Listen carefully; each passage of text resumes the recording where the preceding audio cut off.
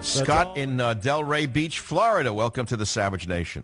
Yes, Dr. Savage, it's a privilege. I've been listening to you for 4 years almost every day. You become addicted to me. But there's one thing with this man that you say we wish we had back, the one who, J. Edgar Hoover, the one who has files on the former President John Kennedy, Robert Kennedy, Martin Luther King, secret files. But Scott, I would like to see files on Barack Obama conducted by our FBI, wouldn't you?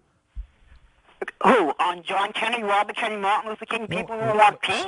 Scott, no. You're saying I shouldn't laud J. Edgar Hoover because he kept files on the Kennedys. And I'm saying I'd like to see the FBI's files on Barack Obama, wouldn't you? And then make Nixon, make him make him director for life. Wait, now you're jumping around. Don't you think that there are questionable people in high places who should be investigated by the FBI today? Him dressing as a transvestite and not hiring anybody only a Christian. No black, no white, no Jew. Well, what's wrong with a transvestite? Who says a transvestite doesn't make a good FBI director? What do you have against transvestites? Maybe they make excellent directors. Just because a man puts on a dress and a wig doesn't mean he's a bad person. But I wouldn't want him as my FBI director. Why not? He did a better job than a guy who puts on a suit and pants and is a dummy for Obama. Yeah, right. I'm not I hate Obama. He puts on a suit and pants and makes him a good director? Give me a transvestite who loves America any day. FBI director for life.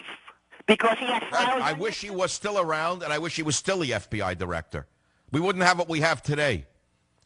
We wouldn't have what we have today in the White House if we still had a J. Edgar Hoover.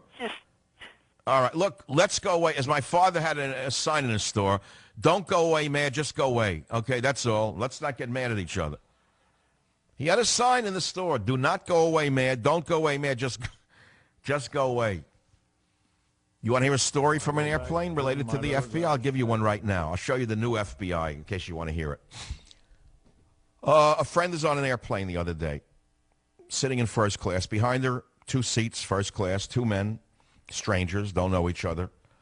They fly across the country. They don't really talk to each other till the last hour. Then people after the meal and the movie and this, they get chatty, ready their lifetime, and they start talking. So one guy says to the other this and that. Well, let's get together. He says, so the guy on the right says the other guy, he says, I'll tell you what. He says, I'll get together with you. My wife and I will get together with you. So the other man says to him, oh, that's interesting. What does your wife do? So he says, he is an FBI director. So the guy says, wait, excuse me? I just asked you, he's an FBI agent. So the other passenger says, wait, I know, I just asked you what your wife does, not what you do. He says, that's what I just said. My wife, he is an FBI agent. He said the other man didn't know what to do. He was flummoxed. So if you have any questions about what I just said to you, you'll understand why I say bring back J. Edgar Hoover, because we sure need him. That's all I could say to you. Now, what would you like to talk about?